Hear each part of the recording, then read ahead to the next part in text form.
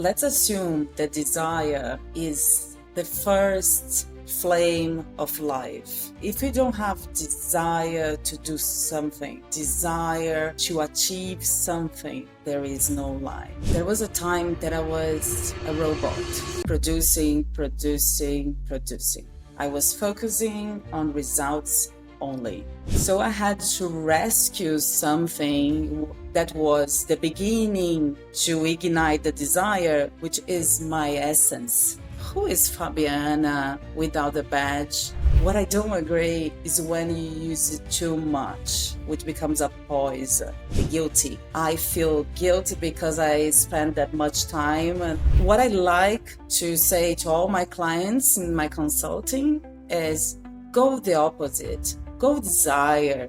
Money is a consequence, always. Money is an energy also. Marketing means that we'll transform internally before we transform outside. Life-centricity is not seeing your customer only as a purchase person. The common mistake about cycles is looking outside. Can you run every day 42 kilometers? What we don't have in the world right now is presence. This is presence. And the presence will bring performance. Welcome to the Future Proof Leaders Podcast, where we explore the strategies, mindset, leadership skills that help business owners thrive in an uncertain future. I'm your host, Justin, and today's episode is very special. I have here Fabiana Santana, who is a luxury brand strategist, CMO as a service, Harvard alum, and a global leader who has transformed brands like Levi's, Zara, Harvey Nichols, and more across Latin America and the Middle East, and of course in the Europe. She's known for her frameworks in transformational marketing, her insights on leadership presence, and her work on building on what she calls immortal brands. So today, we'll unpack three powerful topics: why desire is the fuel that reignites leaders, teams, brands, and how to apply the seven laws of transformational marketing to build future proof brands. And last but not the least, the why presence overweighs perfection and how leaders can use it to inspire action. So if you're a coach, consultant, or a business owner looking to move from chaos to clarity and build something that lasts, this is your episode. So, Fabiana, welcome to my show. How are you doing? Thank you, Justin. Thank you for the introduction and thank you for inviting me to be here. It will be a pleasure to contribute.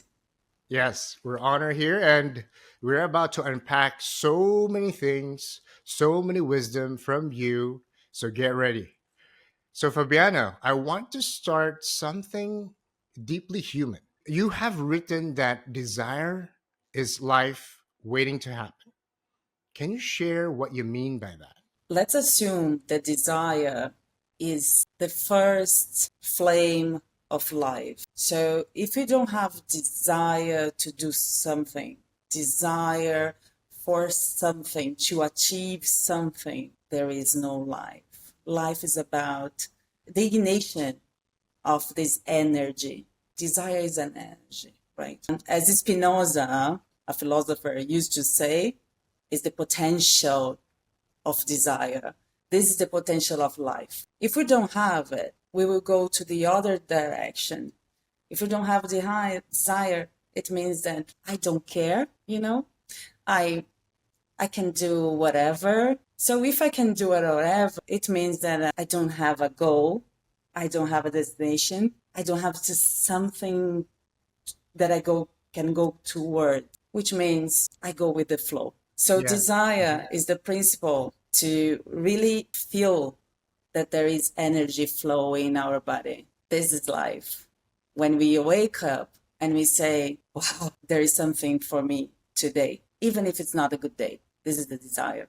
Yes, and that's very profound. I mean, if we're gonna go deeper into that, because as you mentioned, desire is something to have a goal, have something to do, something that I strive towards, something that probably it could be a goal, a mission, and what you mean by like the feeling of this is how I want to live my life, or this is where I want my life, my journey. And maybe you could expand more like how to become a leader. Desire is a vital energy. We just feel that we are alive because we desire things. And understand me, when I say desire, when you don't want something, you are also desiring. You're desiring the no. So desire is an inclination. Let's say you have a cake on top of the table and you want this cake. So you incline yourself to grab the cake. Someone will try to give you a medicine and you do this. So we incline, right, to say no. This is also a desire to not have it. So desire is not only wanting things for the positive thing. It desires also wanting things that you don't want. Okay? So for a leader, it has to be clear the boundaries, what I want to achieve and where I don't want to go. This is life. This is where you are living life in the fully aspect of life. So when you don't have the boundaries clear, what I see most of coaches, founders, and even executives, they don't have the boundaries clear. They go with the flow. They don't know where they're going. They don't have direction. So going inside and feeling and really immersing yourself in your desires, then you can command your life and the others because you have vision, a clear vision. We are talking about clarity. Desire brings clarity. What I want, what I don't want, what will give to the whole team something great, what will be very prejudiced for them. I don't go to that side. So this is leader with a crystal clear desire, with vital energy. You can feel the presence of this leader entering a room. It's authenticity. They know what they want. They know what they don't want. Beautiful. That's so powerful. I like it. Desire as energy and also gives you the direction, a very clear direction, what you want and what you don't want. And Fabiana, I'm curious about you, your journey. Have you ever experienced that you lost your sense of desire? And if you did, like, how did you overcome that part of your life? Perfect. There was a time, Justin, that I was a robot, I would say, producing, producing, producing. I was focusing on results only. So that was my goal. And I feel many people will resonate with me right now, right? Because we are in a society that asks for production and results the whole time. So there was a time that I was doing things, hyper performing, and then collecting results with that. But then I looked around and I didn't have any real connection. They were just networking, people from work. There was no something that significant. And then something happened in my life. So I lost the job. That was a time that I was executive. I lost the job. Of course, you lose the badge. And then what happened is that those people around me also started to go far, right? The distance from me. So I got myself alone. And that was when I felt, what now? So I had to rescue something that was the beginning to ignite the desire, which is my essence. Who is Fabiana without the badge? Who is Fabiana without the work? Who am I? After going through a very deep conversation with me and also other resources that I use for self-knowledge, I understood who I was without any title, any resourcing of income, what was my true value. And that ignited my desire again to go back and tell people that they are important, even if they are not performing, if they are not yet in the stage that they want to be, it doesn't matter. What matters is that if you know yourself and if you know where you want to go, and if you have people, which means connections and deep connections, not only people that you know, that you have coffee, deep connections to hold you when you drop, because this will happen, you are good. You have this flame and this energy flowing again. So it was a great, going down to go up stronger. Beautiful story. Beautiful now, because when I was passing, it was. Yes, I would resonate with that too. It's a very beautiful story and very relatable. And a lot of people, including me, and we were kind of lost sometimes. We lost that spark, we lost that flame, we lost that energy. And we need people like you to also show us how we can overcome that as well. So, Fabiana, let's go much more of if you're going to talk about marketers, like there's many marketers rely on manipulative tactics like scarcity hacks, and there's urgency. And how can leaders and brands ethically tap into desire to create a long term loyalty and growth? There is now a culture of pain, understand the pain of your client, of a customer, and then you'll be good, and then you can use that pain to sell your product or your service. What happens with that? If you are using the static of pain to wake up your client that he has a urgency, and you are using in a small dose, that's great, because we human beings, and neuroscience says it, we just move ourselves when you feel there is an urgency for that. What I don't agree is when you use it too much, which becomes a poison. So I'm here convince you about my product or service, even if you don't have conditions to purchase right now. And I saw this movement happen over and over and over across the globe. People selling and using manipulative hacks such as hypnosis sometimes, and people selling cars and getting money with parents to purchase that service because they felt that it was the miracle they needed to change their life. This is a risk because the world is not equal for everyone. So there is not one formula that will fit us all. There is something for my time that will work for me. There is something that it will not work because you are in different time.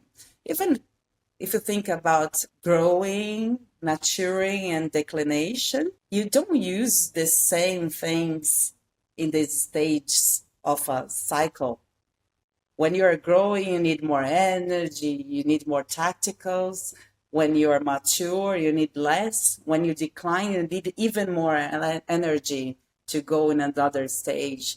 So we cannot say that one service can fit all. So this is very, very wrong from marketeers. What can we use? That's your asking. I know that it's really going deep, but before we deep dive into that, there's something that is very critical to also understand, like what are the wrong way and what's the correct way to be not overdoing it and doing it in a, I would say, enough for you to use this scarcity hacks tactics. What are your thoughts on that? When you are overusing is when you feel the person sees your product or your service as the ultimate miracle, you cross the line. This has to be genuine.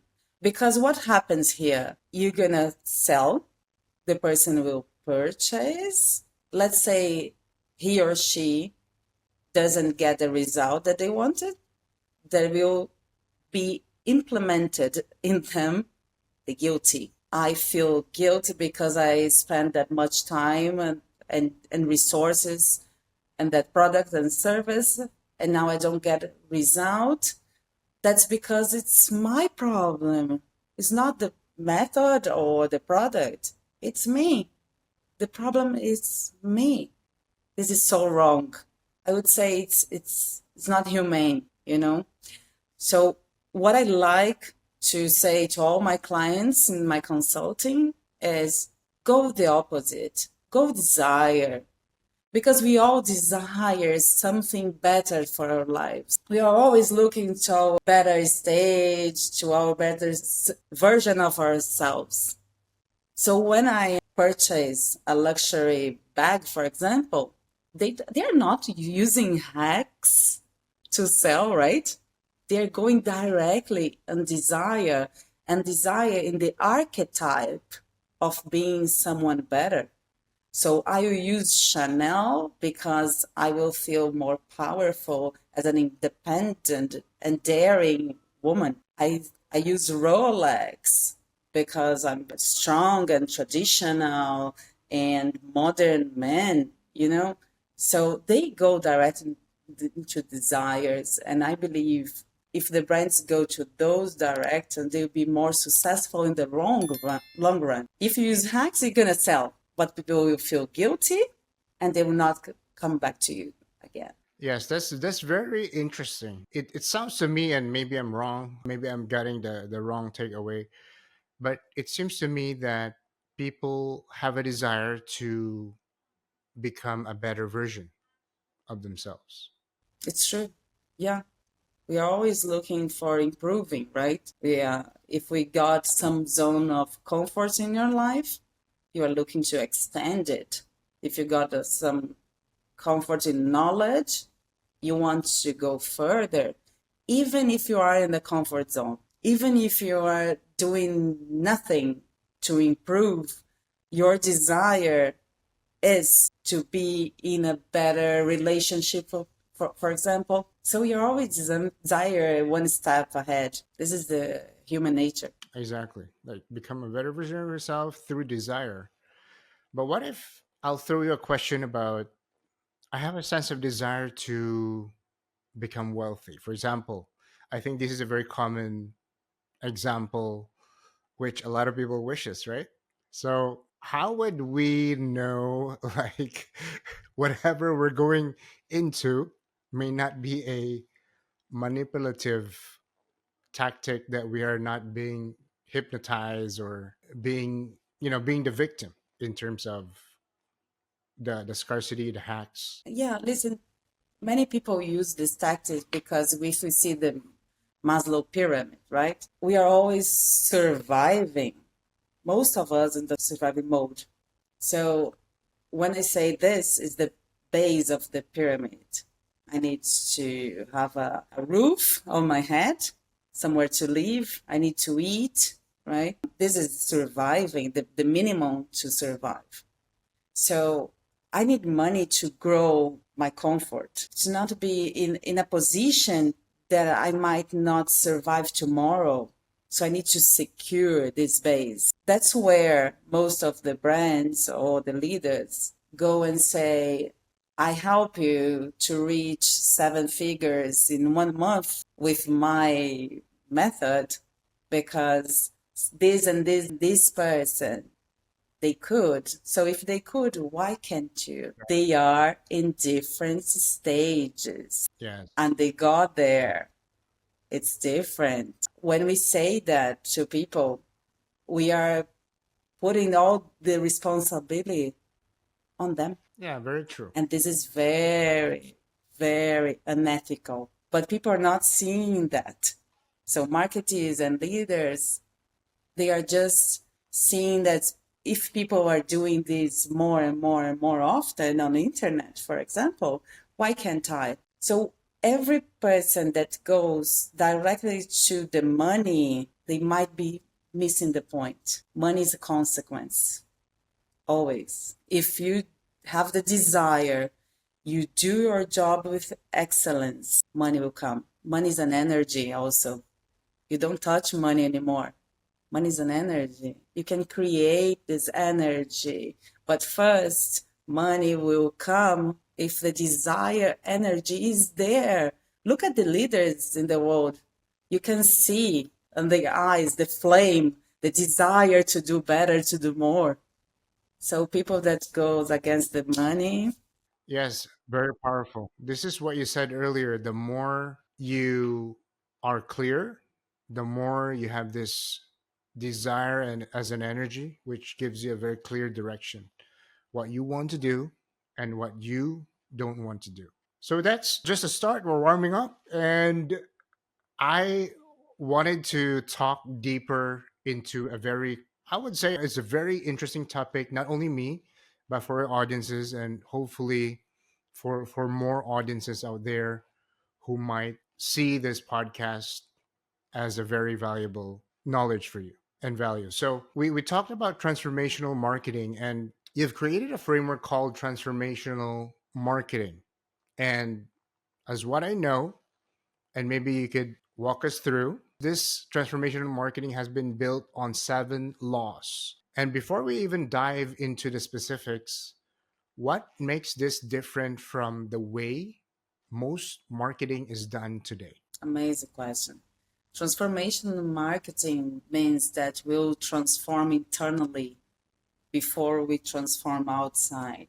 So many people are so worried about how they're going to sell the products, how they're going to marketeer their brand, and they forgot the humanity. They forgot about themselves, about the people who work with them. So first, let's transform the environment. Then you can transform the life of your customer. Transformation is about in and out, out and in.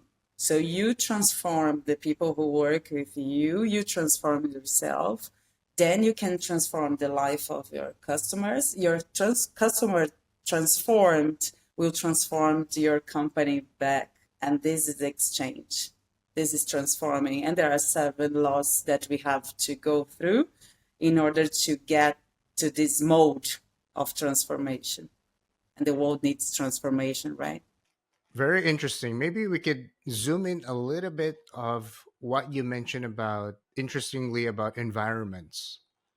Like when you talk about environments, would that be within the environments or is it external? It's both environments. It's let's say that we are all connected into energies, right? So if I come here in a very bad mood, I transform perhaps your mood too.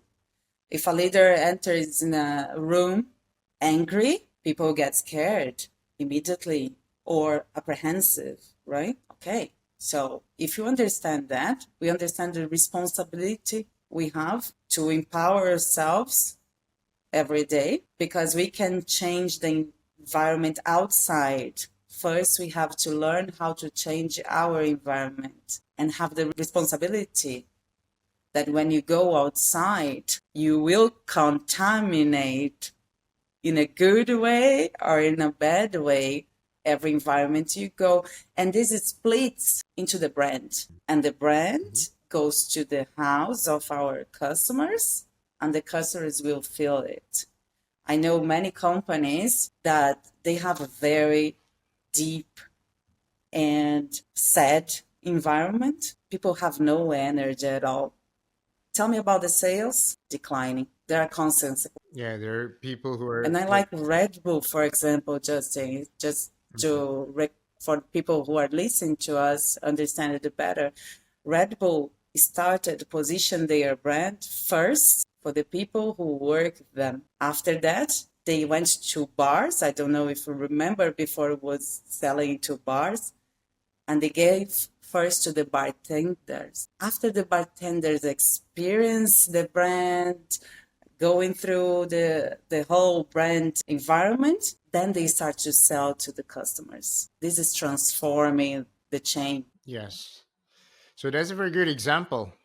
And it's interesting enough of what you really must fix, or whether it's, we call it fix, or really improving your internal self. And that goes back to the desire, the desire to be a better version of yourself. And walk the talk, right, Justin? Yes, walk the talk. We know many leaders that they come here in the podcast, they say beautiful things and they don't practice. If you don't practice, there is no correlation. People can feel it. Exactly. It's a lie. Exactly. So I know that you talked about, and I've read your newsletter, and I'm sure there's so much more to learn about this. But this is just a sneak peek for our audience, that you mentioned about one of your laws was about life centricity, putting life at the center instead of just the customer. And before we even like talk about this, maybe if you wish, you can walk us through like what are the laws, and maybe we can also unpack each of the law to give a little bit of context of our audience, also including me, so that I will learn much of your framework. What do you think? I think it will get like at least 30 more minutes for us to go even to unpack it, because one of the laws is correspondence. And if I just say correspondence, people not get it.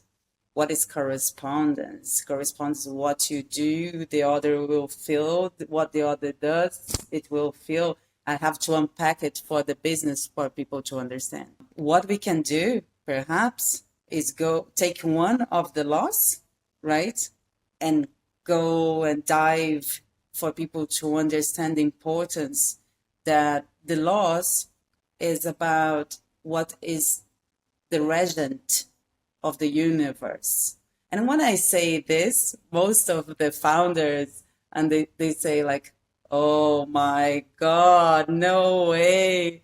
Like she's talking about the universe and then natural laws. Everything we do is a correspondence of the universe. So let's say about one of you said about life-centricity. This is the umbrella of the transformational marketing. If we don't put life in the center, we are missing something that's very important in the world right now, which is people, planet, and the purpose, the three P's that even Philip Kotler says about. So life centricity is not seeing your customer only as a purchase person, but someone that is complex. And you can have this framework of complexity to help the customers for a better life. You can have to bring value to the customer. So and even though you bring value to the customers, you cannot do one thing that companies are doing, which is destroying the planet. Have you watched Consumerism on Netflix? I would suggest, because Consumerism is a documentary that some of the brands, even Adidas, has participation there, showing people consuming so much nowadays that they don't see the end of the cycle of the products. So I purchase a new phone today, and in 1 year I purchase another one. What I do with the old one, I throw it away. Where it goes, and then you see, wait, I lived in Bali, Indonesia, right? I saw waves of plastic. It was disgusting. The whole beach was full of plastic, and people were there grabbing what they could sell. It was terrible. And you think like all this plastic is coming from the island? No, it's coming from everywhere in the world, but because of the currents, it was stopping there. So cycle, you see, we're talking about cycle, is one of the 7 laws. we must to see cycles in our business, product cycle, but also the cycle of our business where we are right now. So it is together with the law of the universe. This conversation will end. It's an end of a cycle. We having a coffee, you finish, it's an end of a cycle. The day and night, the seasons, all cycles. Stock market is a cycle. If you understand the cycle of stock market, you can win money or lose a lot if you don't understand. So this is life-centricity, and one of the laws of the 7 laws of the transformation of marketing. That's really amazing. And we don't even realize that these are happening, right? The cycles. If you were a founder and an entrepreneur, how would you recognize and navigate those? If you're talking to a founder, how would you give them some tips in terms of, as you mentioned earlier, like the product cycle? Like what are other ideas or what are other patterns that could help them see those cycles? The common mistake about cycles is looking outside. So I hear from marketeers and even founders when they go in a bad time of sales and they say, the market's bad. Really? But there is someone winning always. Why is not you? Don't look outside. Look your internal cycle. Where are you right now in this moment? So let's look cycle as a war. You're going to a war, right? And it's gonna rain. You say, you know what? It's better for the troops to stay now in the camp. Let's not put them there because they're gonna get the flu, right? So better not. And then your enemy said, wow, it's raining. This is good because they won't have the courage or take the risk for this step. So I will go. So you have to look inside and see, do I have the energy for the movement? Do I have the resource? And the most important, do I have the strategy, the right strategy for the move? The 3, energy, resources, money, time, people, knowledge, capabilities, and strategy. The combination is when you say, I will pause or I will advance. Which cycle am I right now? Is it time for me to hold my horses, check resources, living in the minimum to produce, and then I have the energy to go with like full potential and then receive and collect all the results together. This is wisdom. And what we see, Justin, in companies and founders, go, go, go, go, go. If you are in a marathon, tell me, how are you gonna train? Can you run every day 42 kilometers? You cannot, right? Small dose, pauses, small doses, pauses. And then when it's time for the marathon, you go in the full potential. People don't understand this small universal law in business. Yeah, that's very critical. And I know that in a business there's a cycle, but sometimes me personally and probably a lot of business owners, entrepreneurs, founders, they found themselves because they're emotionally attached to the situation, whether it's a cycle or within the cycle or the next cycle, whether it's a transition. There is this emotional fear where when you make decisions, you tend to make decisions. I mean, in anything we decide, whether it's correct or wrong, it's still a decision. And the crazy part about what you mentioned about respecting the cycles, I think, in my opinion, my takeaway probably it's more about you have to be aware of what are the cycles going around and round and round, and how you will be able to make informed decisions. So, or am I getting it wrong? Maybe you can enlighten me. No, you are right. Yeah. This is the wisdom to get the decisions on the right time with the right data. What you're saying about emotionally attached, this is normal. We have to acknowledge it. But if you want our brand, our product, our business, our service to be impactful, we need this time. It's like a pregnancy. We need the time to grow. I had one product, then I stayed with the product, germinating for 9 months before launching. If I was desperate for surviving, desperate for the money, for example, I want to see money right now, I would have put it before and it was not ready yet. It would not succeed. So understanding time for the things to be ready is crucial for an owner. We must understand the cycles and understand, is it ready? And not overdo it, which means having the fear to put out there because you might not have any results. I see both sides. People like putting everything without being ready, and people holding it, feeling it's not ready and it will never be.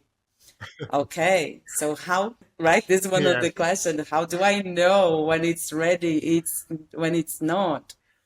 Again, And do I most have of this them maybe strategy? just close their eyes and pray and let's wish this will work, right? I would say like 20% everything you do, you can go in this direction. Don't worry, because you are just trying things, right? However, 80%, I would suggest to do I have the strategy? Do I have the minimal resources? What if it doesn't sell anything? Can I hold more time until it sells, right? Do I have the energy to face adversities? If you say no, it's for any of this, it's not ready yet. If you say yes and you're not putting it out there, it's fear that's impacting you. Yeah, fear is one of the critical emotions that affects decisions. And maybe when you're in a cycle, yes, that could be one of the catalysts to affect your decisions or direction where you want to go. And maybe we could just have an overview about this is one of the laws which is really very interesting already. And maybe you want to share the other laws, just a brief, we can just brush off with what are the laws and what's the overview of each law. Maybe that could be a valuable insight for the audience, and maybe they will be curious to know about the laws. First law you mentioned about law of mentalism. Everything is mental. And then let's go over with all the laws first. And we have the law of correspondence, as above, so below. Law of vibration, everything vibrates at a different frequencies. So we have the law of polarity, everything has its opposite, extremes meet. Law of rhythm, there is a rhythm between each pair of opposites. Law of cause and effect. And this is really, really true. I believe in this. There is a cause of every effect and effect for every cause. Let's talk about law of gender, because I think nowadays it's there are some changes in the world, and we can also go deep into this, and maybe we could connect with the audience and to really know what we don't even know. So share with us, enlighten us. When we say law of gender, we are also talking about energy. It's feminine and masculine. We all have those two polarities, feminine and masculine energy. We need that to be alive, which means I have one side that is more action, more aggressive, go towards results, and I have another side that asks for intuition, comprehension, collaboration. Those two together gives us the balance we need. You see people, perhaps a man that is more feminine in energy. So you feel this man more comprehensive, a good listener, a good caring. And you see also women that they are more into the masculine energy. They are more result oriented, more competitive, right? So what is happening there? They have a preference side that they show to the world, probably because of the environment they live into or they work into. They need or they think they need to show this side more. Okay? But we are all born with both sides equally balanced. I have 50-50 feminine, masculine, and I dance in those polarities, in these genders. When we talk about leaders, an unbalanced leader can unbalance all the results of the company because they don't see that the other side is powerful. So the neglect. And when they neglect one side, they are neglect 50% of the potential. So I think that my business only gets results if I'm also very competitive, very aggressive, and I don't hold to listen to my intuition to set new strategies. This is a mistake. So the importance of this law for transformational marketing is that we are all balanced and feel this equilibrium to take decisions. And just curious about the law of gender to connect it much more of a brand or a target audience or a campaign. How would that fall into that, I would say, cycle? Because it's also marketing, right? I would say people say like, oh, let's take decisions with data only. Not really. You have to feel the customer. It's a complex person, right? Remember, it's not linear. It's not a purchase decision only. So if you don't feel this customer, what they might need, because remember, most of us, we don't know what we want. Desire is not there. We are just going with the flow, living life in survival mode. We're not living alive. So if you ask the customer, what do you want? I don't know. Whatever. How can you market here for a person that doesn't want anything? So feel your customer, right? And you have to use one side that is your feminine energy to feel someone. Then you use data to take decisions to get there. Data is one side, intuition is the other side, feeling the customers, understand where they might be going or needing. Both together is powerful. Beautiful. And as what you mentioned about feeling the customer, the energy is everything. So far from this podcast episode, when we're talking about whatever the topic is, energy is everything, right? Yeah, right. Archetypes are energy. I don't know if people are familiar with archetypes. Some owners, they don't know what it is. Carl Jung said there are 12 archetypes: the hero, the governant, the normal guy, the romantic, and then the others, the creative, the mago. So when you tune in, which is the frequency, is one of the other laws in the transformational marketing, frequency. When you tune in one of the frequencies of the archetypes, your customers will want to be in the same energy as your brand. So if my brand is a governant, which Rolex is, for example, I want to feel the same power as this brand. So the brand, what the brand is doing is giving the power, is transforming and translating this energy to the customer. And the customer put a Rolex on, change, transform, feel the power, and goes to the meeting or to the social meeting with another energy, right? It's not that they don't have this energy. It's just that they found it internally. This is the power of a brand. If your product or your service can tune in one of these frequencies, and your customers feel it and say, this is what I want to feel, you are good. You got it right. Yes, that's a powerful brand. When you were able to give that full body experience energy to the customer, vice versa, when you were able to understand the customer, then you can have the cycle, which I'm already learning from you, the cycle of learning and implementation and giving and receiving. And that's the key of a very successful brand, which we have come upon on this podcast alone. So that's a great way of, Giving and receiving, correspondence, yes, yes, another law.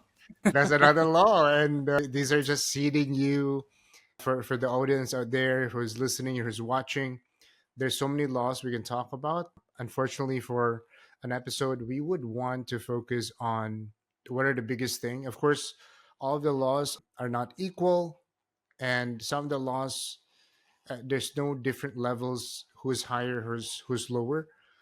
But these are the topics that we want to show now in this episode, so that you want to learn more, you can get in touch with Fabiana. So Or Fabiana, you do a thing and we do another episode. yes. So let us know in the comments if this episode is really something interesting, engaging for you. Like, share this to a fellow entrepreneur, a founder, and also let us know what you want. Which part of this episode would you like?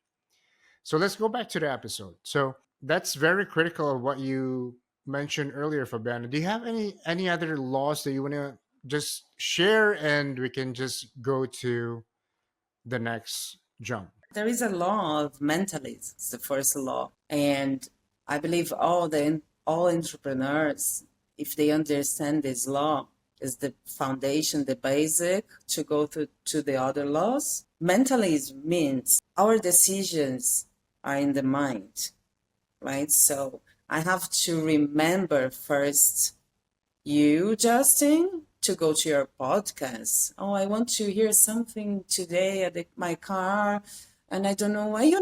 There is Justin podcast. I will tune in, and then I will drive my car, listen to it. So it has to come to my mind. How do I do that with my brand for customer to remember me? This is the share of mind we talk in marketing. It's one of the important shares, more than share of market. I want share of mind, my customer to remember me in the critical time when they're taking the decision. Your brand comes in because it's adding value.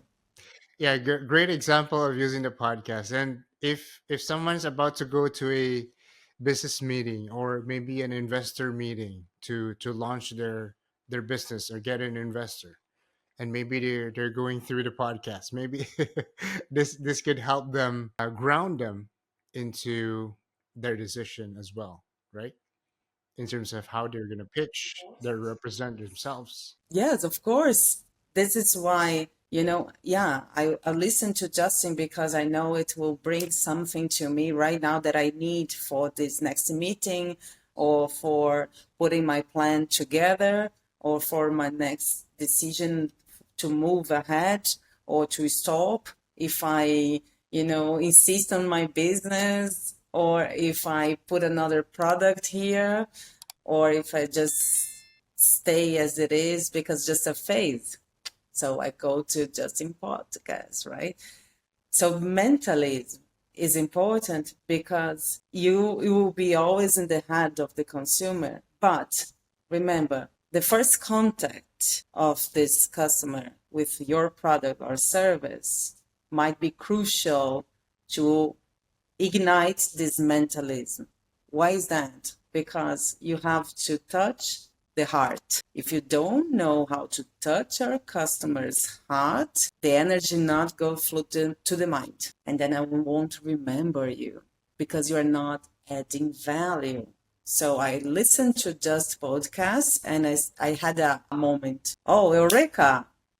I know what to do. Next time, what I'm gonna do if I want to hear something when I'm the gym or driving, I want to hear again something new because it added value to me first time. Mm. Yes, touch the heart before it goes to the mind, so that it will For stick sure. into the mind, and your brand will be sticking in their heads. And hopefully, Yes. the next Yes. thing you know, they will look for you. Right? That's it. That's it. That's loyalty. Amazing, amazing. And Fabiana, I mean, it has been an amazing, amazing podcast, and we're about to go into some touch about presence over perfection. And we're just gonna quickly talk about this because you've spoken at your TEDx before and some global conferences about presence, and you say presence overweighs performance. So why does presence matter more than perfection? Listen, what we don't have in the world right now is presence, is lacking presence. And I'm sure whomever is hearing or watching us right now is doing something else together at the same time. So, what is presencing? Is being connected here, body and mind in the same place. We are sometimes in a meeting with the mind at home. We are at home with the mind in the work. This is not presence. We are hearing someone and judging what they are saying or trying to bring a different answer or question and not really listening to what this person is saying. This is not presence. So a present leader is someone who is there for the team, for the brand, for the business, for the customers, is really evolved and wants to know that person, wants to know suggestions, wants to listen to that person pains and not only bring solutions and no, that's not important. Let's go for no, I'm here for you. Let's be together here. Perhaps I don't have the answer, but I'm here you. This is presence. And the presence will bring performance. Remember, I told you I was a robot before, and then I was doing everything for performance and result. Well, I run over many people before. I said, okay, are you together for this result? No, so bye. You, okay, come. You, no, bye. And I was selecting people if they are on the same track. And many people were dying in this process in a pejorative way. When I realized that's not the best way to run a business, I understood that we can be fully present. And then it's when my business turned around because people were together with me. We don't do anything alone. We need people. And people cannot feel they are a resource for the result. They have value. They add value to the business. And because you are important, we will get the result together. Because without you, we might get results, but not that level. This is presence. And people feel ignited by it. Their desire to do more will be there. And with your vision and desire to reach that goal, with the combination with that desire, will bring a collective desire. That result will come anyway. Beautiful. So there's energy, there's desire, there's presence, and it's really just to be obsessed about giving value. And it's kind of like when people watch probably your content and they're gonna say, "Who's this guy?" Or that's something very that's a aha moment for me. So I think that's also something that a lot of it could be a content creator or maybe a content led business may also overlook, and that is very valuable, Fabiana, for a lot of people to be very confused. As you said, like a lot of people are thinking, oh, I'm already I'm talking to someone, but maybe this person's talking and then thinking about something else. Like maybe thinking about what will I eat for lunch, or maybe when you're with your friends and you're playing with your phone, but you're thinking somewhere else. This is how the world is right now. We are very much distracted. I love that you have shared your story about how you overcome your challenges and why you're obsessed about this. And I'm curious to know, maybe for a founder who is a leader who's, nowadays the trend is going for personal branding and they feel that they're not naturally charismatic. Probably what's your recommendation for their first step to take to start showing that true presence in their team or clients or even in social media? Amazing. How do you face life? Is life difficult? Is life a challenge all the time? Or full of opportunities? The way you face your cosmic vision, the way you face life, it will reflect in your charisma. Because if I see challenges everywhere, if I see difficulties, if I see that things are not going to get through, then how can I smile? How can I be full of energy? How can I contaminate the other person positively? Say, and I'm not talking about toxicity, toxic positivity, that everything is great and the world is falling on your head. No. What I say is be realistic, but always with hope that things won't stay too long in the same way because there is movement in the world, right? Energy moves. So nothing will stay the way it is the same for too long. So it's just a time frame. And it's okay to be sad. It's okay to be sometimes even losing the hope a little bit, but agility to go back to the center and say, calm down. I have resources. I have a strategy. I have the energy. Things will go, it will go in the right direction again. I will do my best. So this is seeing life and everything you do. And this perspective brings a natural charisma. And there is another trick, Justin, which is very requires a little bit of more resources, is when you look at your dark side and your little defects that you judge that they are not good and you embrace them. Then you will be an authentic leader.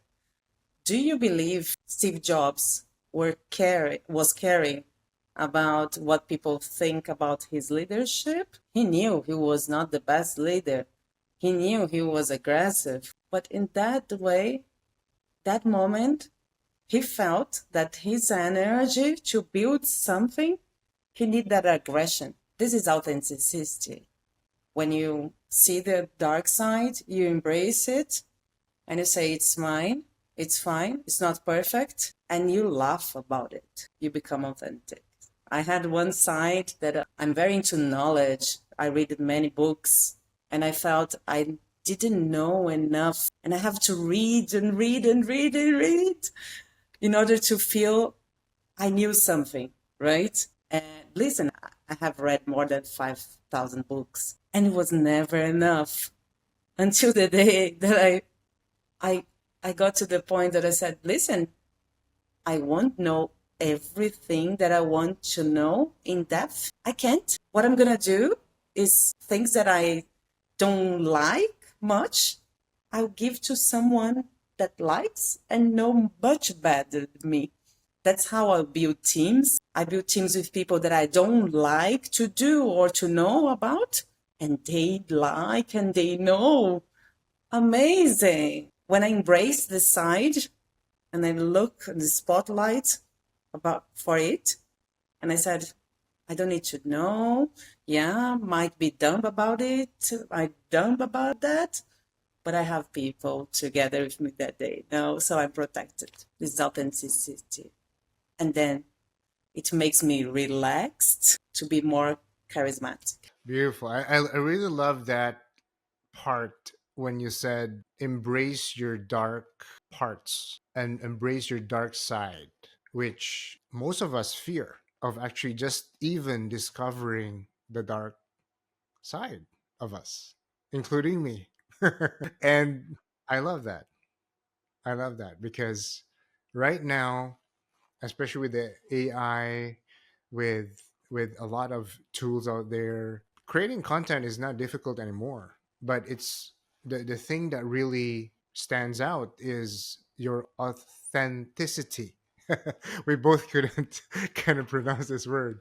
Yeah, And this word is really, and the beauty about that is how unique you are. And I think, as what you said about the example of Steve Jobs, he was a great innovator, he was a great creator. And yeah, you're right. He wasn't a great leader, which a lot of resources that I could also watch and listen, that he wasn't an easy person, but he carried an energy which is very unique, that what he wants has a very great mission to accomplish. And we have Apple. And that was a beautiful, beautiful connection. So I think from this episode, we talk about desire, we talk about transformational marketing, and we talk about presence. And this feels like a complete toolkit for leaders who wants to future proof their business and their legacy of moving forward. So, Fabiana, thank you for this. And before we wrap up, I have a surprise for you. We're going to talk about, I have 5 quick questions, quick fire questions, and you just okay. need to answer one word or a short phrase for each. Are you ready? Okay. No, but I will be. Just one word answers. Okay, ready. Okay, this is not something that really tests you. It's just to summarize what we talked about. Okay. So, what's one word that defines great leadership? Presence, What's the most important trait of an immortal brand? value, adding value, Adding value. And what's one value you'd never compromise on in a business? integrity. Do what you say and what you feel. Beautiful. Awesome. Who inspires you the most as a leader? Obama, Obama? Why? Curious. he was charismatic, he was balanced, he heard people, he heard the people in power, and he tried his best to do the combination with all desires of different people. And I think that's very challenging, difficult to do in any kind of leadership style and levels. Beautiful. This awesome. You made me look at him in a different angle. So what's one word that describes the future of marketing? Life. Can you expound a little bit more too? It comes to the life-centricity, putting life in the center of any decision in the business is gonna add value to the life of the planet, including people, or not. If it won't, don't do it. That's very key. All right. Thank you for playing along with the quick fire questions. And Fabiana, this has been incredible. Let me quickly recap for our listeners. Desire is the fuel, desire is energy. And this awakens both leaders and brands. We have transformational marketing is the engine. It gives you a system rooted in life-centric growth, and also presence is, for me, it's like the ignition. This is where what inspires people to believe and take action. So before we wrap up, where can the listeners connect with you and learn more about your work? Perfect. I'm more active on my LinkedIn with Fabiana Santana. And I also have my Instagram, which I am Fabi Santana, where I can post more about mentoring, being alive. It's my mentoring, alive mentoring. So both channels are channels that I put my thoughts, and they can search more about transformational marketing. Beautiful. Beautiful. So I'm gonna get those links into the description below, and just go over in the description and you will see where you can find Fabiana as well, if you didn't get that.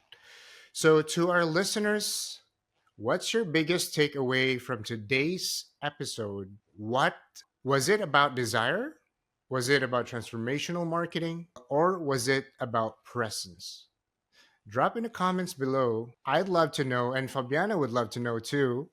And if today's conversation sparked something in you that desired speaking, the challenge now is to turn it into systems and presence. Thank you for watching and tuning in to the Future Proof Leaders podcast. Until next time, stay future proof. And I'll see you on my next episode.